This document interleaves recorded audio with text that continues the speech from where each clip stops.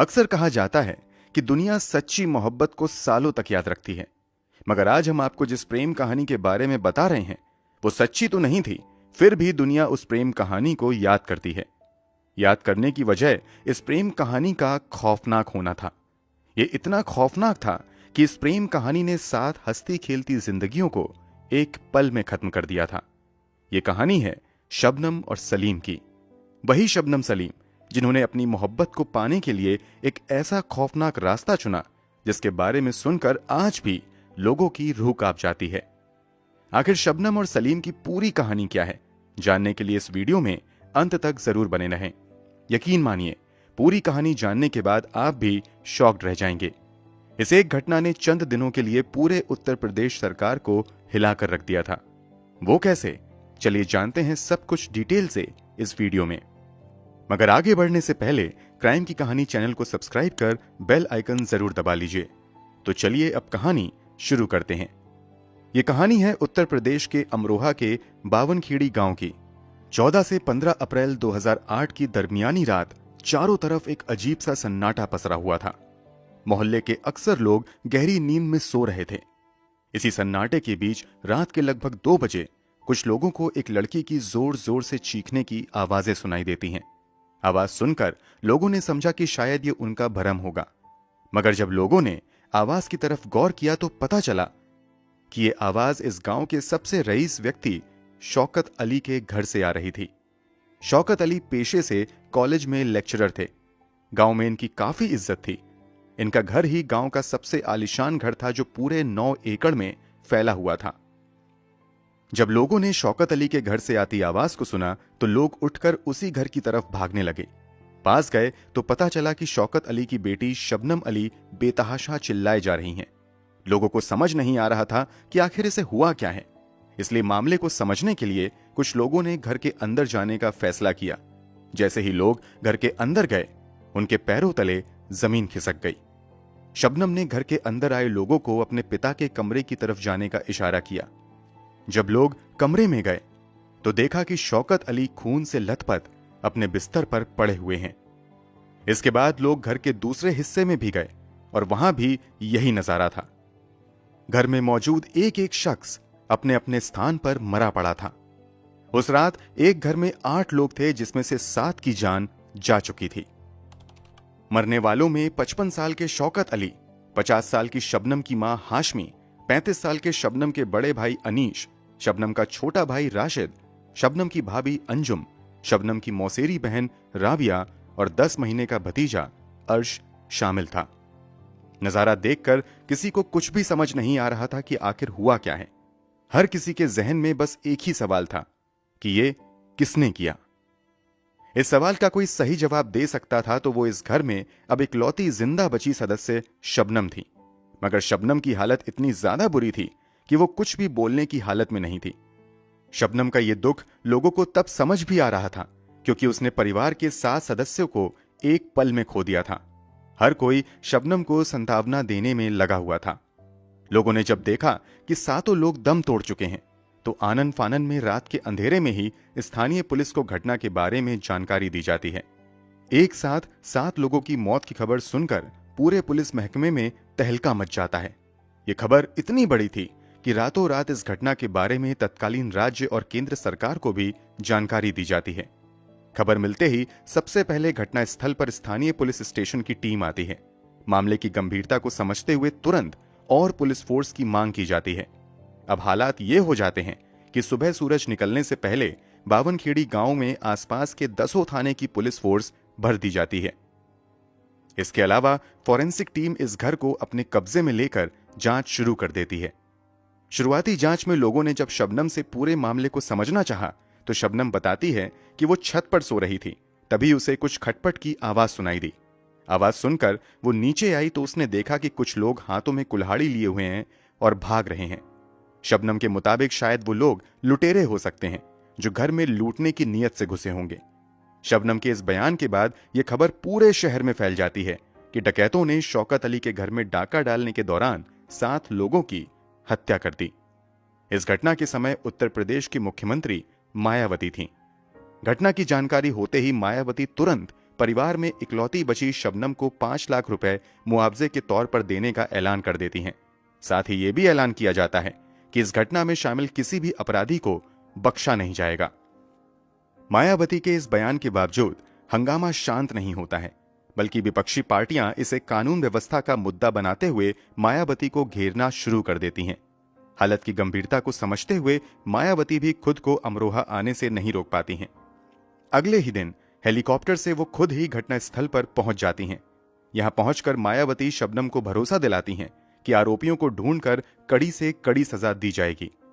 जैसा कि मायावती ने पहले ही शबनम के लिए 5 लाख रुपए के मुआवजे का ऐलान किया था, इसलिए वो ये मुआवजा यहीं पर देना चाहती थी। मगर इस घटना की जांच कर रहे एक अधिकारी मायावती से गुजारिश करते हैं कि पहले सभी मरने वालों की पोस्टमार्टम रिपोर्ट आने दी जाए, उसके बाद ही शबनम को मुआवजा दिया जाए। मायावती पुलिस वाले की ये गुजारिश मान लेती हैं। इसके बाद इस घटना की जांच इंस्पेक्टर आरपी गुप्ता शुरू करते हैं। इंस्पेक्टर आरपी गुप्ता पहले क्राइम सीन का अच्छे से मुआयना करते हैं। उसके बाद शबनम से इस घटना के बारे में बातचीत शुरू करते हैं। शुरुआती कुछ ही देर की पूछताछ के बाद आरपी गुप्ता सवाल उठाते हैं कि जब घर के सभी लोग मर गए तो शबनम अकेले कैसे बच गई। इसका जवाब शबनम ने यह दिया कि वो घर के छत पर थी, इसलिए वो बच गई। मगर अधिकारी इस जवाब से संतुष्ट नहीं होते हैं। बिस्तर पर किसी तरह का सिलवट का ना होना भी जांच अधिकारियों के मन में शबनम के प्रति संदेह पैदा करता है। फिर भी मामला इतना सेंसिटिव था कि उन्होंने तब शबनम के खिलाफ कुछ भी बोलना जरूरी नहीं समझा और अपनी जांच जारी रखी। सबसे पहले सभी शवों को पोस्टमार्टम के लिए स्थानीय अस्पताल भेजा जाता है, जहां एक्सपर्ट डॉक्टर की टीम सभी शव का पोस्टमार्टम करती है। पोस्टमार्टम रिपोर्ट के मुताबिक मरने वाले किसी भी व्यक्ति ने किसी भी तरह का संघर्ष नहीं किया था। यानी पोस्टमार्टम रिपोर्ट इस बात की ओर इशारा कर रहा था कि गर्दन पर हमला होने से पहले सभी लोग या तो सो रहे थे या फिर बेहोश थे। कहीं इन लोगों को बेहोश तो नहीं किया गया था। इस बात को कंफर्म करने के लिए आगे जांच के लिए सैंपल भेजे जाते हैं। बहुत जल्द बायोप्सी रिपोर्ट भी आ जाती है। बायोप्सी रिपोर्ट चौंकाने वाली थी, क्योंकि इस रिपोर्ट के मुताबिक मरने वाले व्यक्ति के शरीर में जहर के अवशेष पाए गए थे।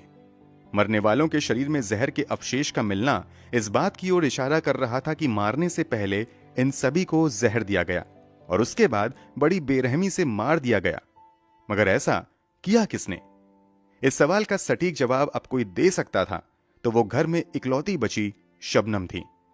अगर शबनम को तुरंत हिरासत में लेकर पूछताछ की जाती तो हालात बिगड़ सकते थे। इसलिए पुलिस वाले सावधानी से अपनी जांच आगे बढ़ाते हैं और सबसे पहले शबनम के कॉल रिकॉर्ड निकलवाते हैं। कॉल रिकॉर्ड में एक और चौंका देने वाला खुलासा होता है। कॉल रिकॉर्ड्स के मुताबिक शबनम ने घटना वाली रात एक नंबर पर 52 बार कॉल किया था। पुलिस ने उस दूसरे नंबर की जांच शुरू की तो पता चला कि वो नंबर कोई सलीम नाम का व्यक्ति यूज कर रहा है। अब सलीम की तलाश शुरू हुई और इधर शबनम से भी पूछताछ का सिलसिला शुरू होता है। शुरुआती जांच में शबनम ने बताया था कि कोई व्यक्ति छत के जरिए घर में आया था और उसी ने घर के सभी सदस्यों की हत्या कर दी। मगर शुरुआती जांच में ही शबनम की ये बात झूठी साबित हुई, क्योंकि जांच में सामने आया कि जो सीढ़ी छत तक जाती थी उसका दरवाजा अंदर से बंद था। ऊपर से छत से जमीन की ऊंचाई 14 फीट थी और दीवार पूरी तरीके से प्लास्टर किया हुआ था। ऐसे में 14 फीट की दीवार को फांद कर छत तक जाना बिना सीढ़ी के किसी के लिए संभव नहीं था। कुछ लोगों ने शक जताया कि शायद बदमाश बाहर से सीढ़ी लगाकर छत के अंदर आ गए होंगे, मगर कुछ ही देर की जांच के बाद इस दावे को भी खारिज कर दिया गया, क्योंकि वहां पर किसी तरह की सीढ़ी के इस्तेमाल के सबूत नहीं मिल रहे थे। अब तक की पूछताछ में यही निकल कर आया कि शबनम का हर दावा झूठा साबित हो रहा था। पुलिस चाहती तो तुरंत शबनम के साथ सख्ती से पेश आ सकती थी, मगर मामले की गंभीरता को समझते हुए पुलिस वाले कोई भी एक्शन लेने से पहले सबूत जुटाने में लगे रहते हैं। अभी पुलिस जांच में लगी हुई थी कि पुलिस को एक मुखबिर जानकारी देता है कि अगर आप इस मामले की सच्चाई जानना चाहते हैं तो सलीम को उठा लीजिए, सब कुछ साफ हो जाएगा। इस मामले में पहले तो सलीम का नाम तब आया था जब पुलिस ने शबनम का कॉल डिटेल्स निकलवाया था। यह दूसरा मौका था जब किसी ने सलीम का नाम लिया था, इसलिए सलीम से भी पूछताछ शुरू होती है। वैसे सलीम से घटना के अगले दिन ही पूछताछ हुई थी, मगर कुछ भी संदिग्ध ना मिलने की वजह से उसे छोड़ दिया गया था। मगर जब एक मुखबिर ने तथा कॉल डिटेल ने कुछ संकेत दिए तो एक बार फिर से 17 अप्रैल को सलीम को पूछताछ के लिए बुलाया जाता है। इस बार भी सलीम इधर उधर की कहानी सुनाता रहता है, मगर जब पुलिस वाले सख्ती पर उतर आते हैं तो सलीम की हालत खराब होने लगती है। फिर वो एक ऐसी सच्चाई से पर्दा उठाता है जिसे सुनकर सभी के पैरों तले जमीन खिसक जाती है। सलीम बताता है कि वो सभी हत्या हमने की है। सबूत के तौर पर सलीम पुलिस वालों को वो कुल्हाड़ी भी देता है जिसका इस्तेमाल सलीम ने इन लोगों की हत्या करने में किया था। मगर सलीम ने ऐसा क्यों किया था? जवाब में सलीम बताता है कि उसने ये सब कुछ शबनम के कहने पर किया। शबनम का नाम आते ही एक बार फिर से उसे पूछताछ के लिए बुलाया जाता है। पुलिस ने जब शबनम को सलीम के दावों के बारे में बताया तो वो कहने लगी कि वो सलीम को नहीं जानती और उसने सलीम को कुछ भी करने के लिए नहीं कहा था। इस पर पुलिस वालों ने कॉल रिकॉर्ड्स के मुताबिक शबनम से सवाल किया कि जब तुम सलीम को नहीं जानती तो फिर घटना वाली रात सलीम के नंबर पर तुमने इतनी बार कॉल क्यों किया? इस सवाल का कोई सटीक जवाब शबनम के पास नहीं था। शबनम अब भी कुछ भी सच कबूल करने को तैयार नहीं थी। इस कारण पुलिस वालों ने अब शबनम और सलीम का आमना सामना करवाने का फैसला किया। यहां भी शबनम अलग कहानी सुनाती रहती है। इस पर सलीम शबनम से कहता है कि मैंने पुलिस वालों को सब कुछ बता दिया है, बेहतर है कि तुम भी सब कुछ कबूल कर लो। सलीम की ये बातें सुनकर शबनम अचानक से दहाड़े मारकर रोने लगती है और फिर आखिरकार एक रूह कपा देने वाली सच्चाई को वो कबूल करती है। कई घंटों तक शबनम से पूछताछ होती रहती है और फिर पुलिस की ओर से इस घटना के बारे में पूरी जानकारी दी जाती है। पुलिस के मुताबिक ये 7 लोगों की हत्या शबनम और सलीम के प्रेम का नतीजा था। पूरी कहानी कुछ यूं थी कि शबनम गांव के सबसे अमीर घराने की बेटी थी। शबनम के पिता शौकत अली कॉलेज में लेक्चरर थे। शबनम का एक भाई इंजीनियरिंग की पढ़ाई पूरी करके अच्छी कंपनी में जॉब कर रहा था, जबकि दूसरा छोटा भाई MBA करके नौकरी में लगा हुआ था। शबनम खुद इंग्लिश और भूगोल विषय में डबल MA कर चुकी थी। घटना के समय शबनम बतौर शिक्षा मित्र स्कूल में जॉब कर रही थी। शबनम के घर के ठीक बाहर एक लकड़ी कटाई का मिल था।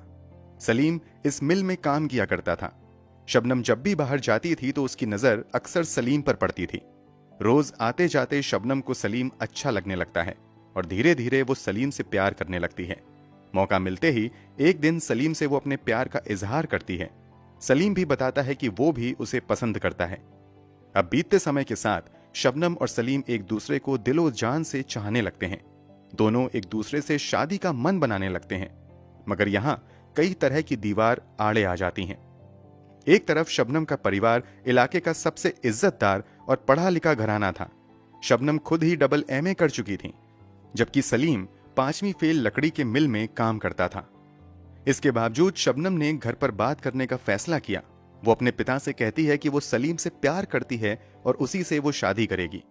शबनम की बातें सुनकर उसके घर वाले शॉक्ड रह जाते हैं और वो शबनम को समझाना शुरू करते हैं, मगर शबनम किसी की भी बात नहीं मानती है और वो सलीम से शादी करने की जिद पर अड़ी रहती है। कई दिनों तक जिद का ये खेल चलता रहता है और अंत में जब शबनम को लगने लगता है कि परिवार वाले उसकी शादी सलीम से नहीं करवाएंगे, तो वो सलीम से मिलती है और प्लान करती है कि अगर हम घर के सभी लोगों की हत्या कर दें तो फिर हम लोग शादी भी कर सकते हैं और पिता की पूरी जायदाद भी हमारी हो जाएगी। इसी के बाद शबनम और सलीम मिलकर तय करते हैं कि वो जहर देकर सभी की हत्या कर देंगे। प्लान फाइनल होने के बाद सलीम बाजार से जाकर जहर खरीदकर शबनम को दे देता है। इसके बाद शबनम मौके की तलाश में लग जाती है। 14 अप्रैल 2008 का दिन वो इस घटना को अंजाम देने के लिए चुनती है। इस दिन शबनम के 2 भाई घर से कहीं बाहर गए हुए थे। बड़े प्यार से शबनम अपने दोनों भाइयों को फोन करके कहती है कि आज आप कहीं बाहर मत जाओ, बल्कि रात में हमारे साथ ही खाना खाओ। बहन ने बड़े ही प्यार से भाइयों को बुलाया था, इसलिए दोनों भाई इनकार नहीं करते हैं और वापस घर आ जाते हैं। रात में शबनम अपनी मौसेरी बहन राबिया के साथ मिलकर खाना बनाती है और बड़े प्यार से सभी को खिलाती है। खाना खाने के बाद सभी लोग बैठ जाते हैं। तभी शबनम पूछती है कि चाय कौन कौन पिएगा। चाय का नाम सुनते ही सभी लोग खुशी से कहते हैं कि हम सभी चाय पिएंगे। इतना सुनने के बाद शबनम किचन में चली जाती है और चाय बनाने लगती है। चाय बनाने के बाद चुपके से वो कुछ दिनों पहले सलीम द्वारा दिया गया जहर चाय में मिला देती है और परिवार के सभी सदस्यों को पिला देती है। चाय पीने के बाद सभी की तबीयत खराब होने लगती है और सभी अपने अपने कमरे में जाकर सो जाते हैं और जहर के असर की वजह से सभी बिल्कुल खामोश पड़ जाते हैं। संभवतः सभी लोग तभी मर चुके थे। मगर शबनम को तसल्ली नहीं होती है और वो तुरंत अपने बॉयफ्रेंड सलीम को फोन करके बुलाती है और कहती है कि इन सभी को कुल्हाड़ी से मारकर खत्म कर दो ताकि इसे लूटपाट का रंग दे दिया जाए। शबनम के कहने के बाद शबनम और सलीम मिलकर एक के बाद एक सभी लोगों के गले पर कुल्हाड़ी से वार करके खत्म कर देते हैं। 6 लोगों को मौत की नींद सुलाने के बाद सलीम शबनम के घर से निकलकर चुपके से चला जाता है। अभी सलीम को गए हुए कुछ ही मिनट हुए थे कि तभी शबनम का फिर से कॉल सलीम के पास आता है। शबनम कहती है कि फिर से वापस आओ क्योंकि अभी भी भतीजा अर्श जिंदा है जिसकी उम्र बस अभी 10 महीने थी। इस पर सलीम कहता है कि अब मैं वापस नहीं आऊंगा और उसको तुम ही मार दो। इसके बाद शबनम फोन काट देती है और अपने हाथों से 10 महीने के भतीजे का गला दबाए रखती है जिस कारण उसकी भी डेथ हो जाती है। शबनम के इस खुलासे के बाद आधिकारिक तौर पर शबनम और सलीम को गिरफ्तार कर लिया जाता है। दोनों पर हत्या समेत कई धाराओं के तहत मुकदमा दर्ज करते हुए मामला चलाया जाता है। मामले की सुनवाई डिस्ट्रिक्ट कोर्ट में शुरू होती है।